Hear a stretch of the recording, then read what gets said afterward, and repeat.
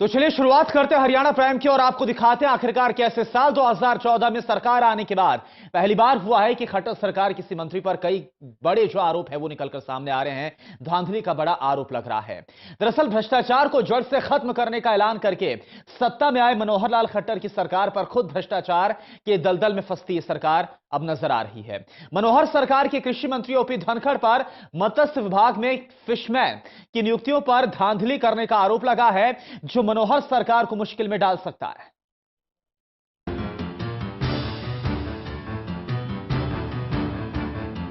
हरियाणा के मुख्यमंत्री मनोहर लाल अपनी जनसभाओं के दौरान प्रदेश को भ्रष्टाचार मुक्त करने का दावा करते हैं। उनके इस दावे पर भ्रष्टाचार से त्रस्त हरियाणा की जनता खुश होती नजर आती थी, लेकिन अब 2.5 साल पुरानी ये सरकार खुद भ्रष्टाचार के दलदल में फंसती हुई नजर आ रही है, क्योंकि मनोहर सरकार के सबसे वरिष्ठ मंत्री ओपी धनखड़ पर गंभीर आरोप लगे हैं। आरोप है कि ओपी धनखड़ ने मत्स्य विभाग में 4th ग्रुप की भर्ती में नियम कायदों को दरकिनार करके भाई भतीजावाद को बढ़ावा दिया और मत्स्य विभाग में निकली फिशमैन कम चौकीदारों की भर्ती में अपने चहेतों या फिर करीबियों को नियुक्त किया।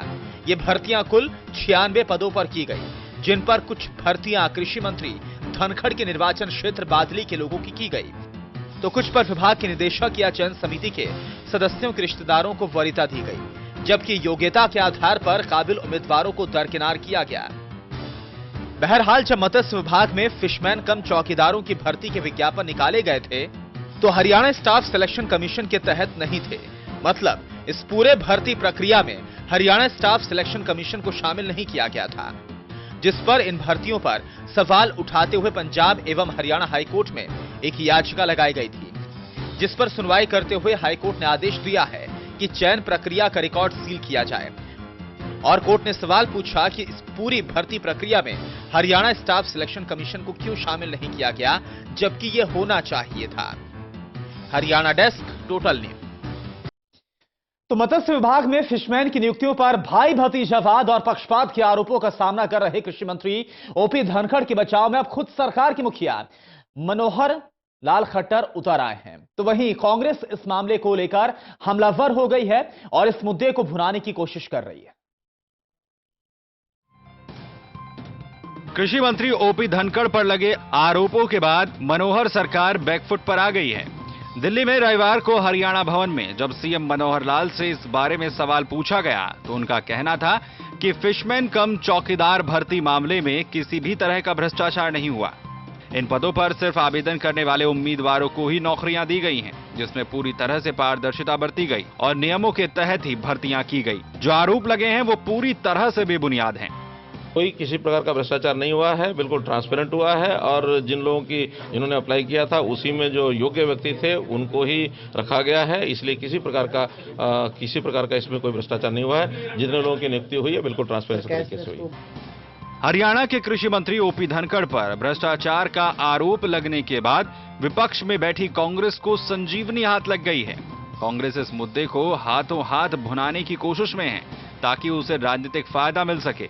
रोहतक में कांग्रेस के प्रदेशाध्यक्ष अशोक तंवर ने मत्स्य विभाग में नियुक्तियों पर हुई धांधली के मामले को उठाते हुए कहा कि ये तो अभी शुरुआत है, आगे आगे देखिए क्या क्या होता है। भारतीय जनता पार्टी जब से आई है 50 साल की भूख, सत्ता की भूख जो हरियाणा में इनको नहीं मिली थी वो एक बार में मेटना चाहते हैं। नौकरियों से लेकर के हर जगह धांधली है, भ्रष्टाचार है। जैसा आपने बताया 90 लगाने थे 96 लगा दिए, अपने चहेतों को लगा दिया। इसकी पूरी इंक्वायरी होनी चाहिए और इंक्वायरी अगर होगी तो मैं समझता हूं कि कहां जाएंगे भारतीय जनता पार्टी वाले, ये आप सब जानते हैं। बहरहाल सरकार के मुखिया खुद आरोप को बेबुनियाद बताकर कृषि मंत्री ओपी धनखड़ को पाक साफ साबित करने की कोशिश कर रहे हैं। तो वहीं कांग्रेस इस मुद्दे को लेकर हमलावर होती हुई नजर आ रही है। पर यहां पंजाब एंड हरियाणा हाईकोर्ट की टिप्पणी कृषि मंत्री की भूमिका पर जरूर सवाल खड़े कर रही है। टोटल न्यूज के लिए दिल्ली से कुलदीप शर्मा के साथ रोहतक से सुरेंद्र सिंह की रिपोर्ट। और चलिए इस पर और ज्यादा बातचीत करते हैं। हमारे साथ इस वक्त कांग्रेस से वंदना पोपले जी, कांग्रेस प्रवक्ता, जुड़ी हुई हैं। बहुत बहुत स्वागत है आपका वंदना जी। इसके अलावा रमन मलिक जी हमारे साथ बीजेपी से जुड़े हुए हैं। रमन मलिक जी, आपका बहुत बहुत स्वागत है। और निशांत सिंह जी इस वक्त हमारे साथ इनेलो से जुड़े हुए हैं। सबसे पहले मैं रुख करना चाहूंगा रमन मलिक साहब, आपकी सरकार लगातार भ्रष्टाचार के खिलाफ बड़ी बड़ी बातें करती है, लेकिन अब आपकी सरकार के मंत्री पर ही काफी गंभीर आरोप लगे हैं और इस पर हाईकोर्ट की सख्त जो तल्ख टिप्पणी वो भी सामने आ गई है। क्या बोलेंगे आप?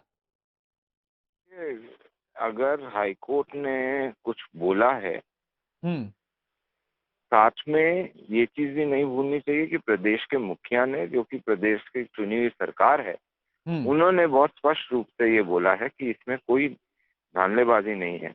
मेरे ख्याल से उनकी बात का विश्वास करना चाहिए और साथ में उनकी बात को मानना चाहिए। लेकिन फिर भी मैं बोलता हूँ कि अगर एक बारी को अगर ये है कि कोर्ट के अंदर आप जिस आरोप को लगा रहे हैं उसके तथ्य जो हैं आपने दिए हैं, और माननीय हाईकोर्ट अगर कोई टिप्पणी करता है या अगर उसको ये लगता है कि इसके अंदर कोई चीज अनियमित है, तो सरकार अपना पक्ष रखेगी। उसके बाद अगर कोर्ट ये फैसला करता है कि ये उचित है, तो मेरे ख्याल से सबको मान लेना चाहिए इसमें। लेकिन रमन मलिक साहब, आप जरा ये बताइए, ठीक है आपने कहा कि जो सरकार की मुखिया हैं उन्होंने इस पर टिप्पणी की है, लेकिन यह हाईकोर्ट की तरफ से साफ तौर पर कहा गया टिप्पणी करते वक्त कि इसमें हरियाणा स्टाफ सिलेक्शन कमीशन को इसमें शामिल करना चाहिए था। जो पूरी प्रक्रिया थी वो हुआ नहीं है इसमें। इसके अलावा यह बात भी सामने आ रही, कुल मिलाकर 90 जो पोस्ट है इसके लिए विज्ञापन दिया गया था, 96 कैंडिडेट्स का सिलेक्शन किया गया है। फिर किस आधार पर आपकी सरकार की तरफ से क्लीन चिट दी जा रही है? देखिए, क्लीन चिट अगर माननीय कोर्ट जो है वो किसी विषय के ऊपर बोलता है तो वो तथ्यों के बेसिस पे बोलेगा, और वो जब तक उनका एक स्पष्ट निर्णय नहीं आए किसी विषय के ऊपर, तब तक उसको ये मान लेना जी कोर्ट ने उसी तरफ डायरेक्ट करा है, ऐसा नहीं होता। दूसरी बड़ी चीज कि क्लास जी के जो हैं वो नियम अनुसार सरकार बिना नियमों के कोई फैसले नहीं करती। यहाँ तक कि हमने कांग्रेस के ऊपर भी अगर आप देखेंगे, अगर हम कांग्रेस की प्रकार पद्धति अपनाते तो हम बहुत सारे काम कर सकते थे। जैसे इन्होंने लोगों को उठा के जेलों में बंद करा, उनके ऊपर केस डाला, बहुत कुछ करे, तो हम लोग भी वो काम कर सकते थे। लेकिन हम पद्धति और न्याय के अनुसार जिस तरीके से प्रकरण है, जिस तरीके से पद्धतियां हैं, उसी नहीं रमन मलिक साहब, आप पद्धति न्याय के हिसाब से जो प्रकरण इसको फॉलो करने की बात करें, लेकिन जो आरोप लग रहे हैं वो भाई भतीजावाद के आरोप लग रहे हैं। ओपी धनखड़ साहब की जो विधानसभा, यहां तक का जो उनका जो गांव है वहां से लोगों को उनका सिलेक्शन हुआ है, ये आरोप लग रहे हैं। भाई भतीजावाद, परिवारवाद का आरोप लगता हुआ नजर आ रहा है। फिर किस पद्धति और किस नियम की बात आप कर रहे हैं? देखिए, भाई भतीजावाद का जो आरोप लग रहा है वो होता यही है साहब कि सावन के अंधे को सिर्फ हरा दिखता है। हाँ। तो अगर वो हरा है तो वो हरा होगा, लेकिन अगर वो हरा नहीं है और कोई प्रिज्यूम कर ले कि हरा होगा, तो उसका इलाज तो मेरे पास नहीं है। उसका इलाज तो यही है कि उसको डॉक्टर के पास ले जाया जाए, और अगर वो डॉक्टर बोल देता है कि जी हरा है, जो कि इस केस में माननीय हाईकोर्ट है, तो उसके बाद उसके ऊपर विचार होना चाहिए। लेकिन जब तक ये पद्धति रहेगी कि जी मैंने बोल दिया हरा इसलिए हरा है क्योंकि मैं सावन का अंधा हूँ, तो ये तो कोई बात औचित्य बनता ही नहीं है। इनका तर्क कुछ नहीं बनता इस प्रकार का। जी, मैं चाहूंगा बने रहिए हमारे साथ। वंदना पोपले हमारे साथ हैं, कांग्रेस से हैं। वंदना जी, आपने सुना, काफी गंभीर आरोप लगे हैं, लेकिन एक तरफ मुख्यमंत्री का बयान, रमन मलिक साहब को भी आप सुन रहे हैं, क्या बोलेंगे आप? देखिए, बड़ी हैरानी की बात है कि रमन मलिक जी अभी जिस तरीके से बोल रहे थे, उन्होंने जो कहा कि हाई कोर्ट ने तो बोला है लेकिन प्रदेश के मुखिया की बात का विश्वास करना चाहिए, तो हाई कोर्ट से ऊपर हो गए क्या? एक बात और वो बोल रहे हैं कि सावन के अंधे को हराई दिखाई देता है, तो आप यहाँ पर किसके बारे में बात कर रहे हैं? क्या विपक्ष के बारे में बात कर रहे हैं या सुप्रीम कोर्ट के बारे में बात कर रहे हैं? यहाँ पर तो सुप्रीम कोर्ट ने टिप्पणी दे दी। आप बात करते थे ट्रांसपेरेंसी की, 0 टॉलरेंस की बात करते थे, कहाँ है वो मोदी जी की नीति की ना खाने दूंगा ना खाऊंगा? वो नीति कहाँ पर? उससे बार बार सवाल उठ रहे हैं। और ये सवाल सबसे बड़ी हैरानी की बात है कि विपक्ष से ज्यादा इनके अपने जो नेता है वो उठा रहे हैं। पहले राजकुमार चानी जी ने भी ये प्रश्न उठाया था कि जो STS की भर्ती थी उसमें छापे खाने से जो क्वेश्चन पेपर लीक हो गए। तो यहाँ पर तो हमारे जो प्रदेश अध्यक्ष है अशोक तंवर जी, उन्होंने बिल्कुल ठीक कहा कि ये तो शुरुआत है, आगे देखिए होता है क्या यहाँ पर। और सबसे बड़ी देखने की बात यह है यहाँ पे भारतीय जनता पार्टी के जो जितने भी वरिष्ठ नेता हैं, पहले आप कैप्टन अभिमन्यु को ले लीजिए और अब धनखड़ जी, उनका यहाँ पर नाम आ रहा है, वहीं पर ये बताता है कि यहाँ पर कुछ ना कुछ गड़बड़ है, 100% यहाँ पर गड़बड़ है। और एक चीज आपने शुरुआत में कहा था कि विपक्ष को संजीवनी मिल गई, संजीवनी नहीं मिली है, कटु सत्य है। क्योंकि अगर आप देखें सिर्फ प्रदेश में नहीं, देश में भी इन्होंने एक प्रक्रिया चलाई कि हम भ्रष्टाचार को मिटाएंगे, नोटबंदी। जो प्रक्रिया भ्रष्टाचार को हटाने के लिए चलाई गई, वही प्रक्रिया भ्रष्टाचार के घेरे में आ गई। इससे बड़ी विडंबना जो है वो तो देश के लिए हो ही नहीं सकती है कि भारतीय जनता पार्टी किसी भी चीज के लिए गंभीर नहीं है। वो सिर्फ ढोल पीटते रहते हैं, कहते रहते हैं कि भ्रष्टाचार को हटाइए, लेकिन सब पूरी तरह से भ्रष्टाचार में लिप्त है। ये एक कटु सत्य है। जी, गंभीर आरोप है। हमारे साथ निशांत सिंह जी भी हमारे साथ जुड़े हुए। निशांत सिंह जी, एक तरफ कोर्ट की टिप्पणी, काफी गंभीर आरोप लगा है, और इस तरीके से जो बयान है सरकार की तरफ से सामने आ रही है, जो पूरा रुख नजर आया सरकार का, और आपने भी रमन मलिक साहब को भी आपने सुना, क्या बोलेंगे इस पर आप? देखिए, रमन मलिक साहब तो ऐसी बात करते हैं कि हाई कोर्ट की टिप्पणी के बारे में जवाब दिया जाता है कि माननीय मुख्यमंत्री बहुत ईमानदार हैं। इसका मतलब है हाई कोर्ट से मुख्यमंत्री जी ऊपर है, उनकी ईमानदारी का इससे क्या लेना देना है। एडवर्टाइज कुछ किया जाता है, भर्ती उससे ज्यादा होती है, अनियमितताएं होती हैं। जितने प्रोमिसेस इन्होंने किए थे भारतीय जनता पार्टी ने, उनके बिल्कुल विपरीत, उनके उलट चल रही है सरकार। भ्रष्टाचार की बात की थी, आज हर दफ्तर के अंदर लूट मची हुई है पूरी तरह से।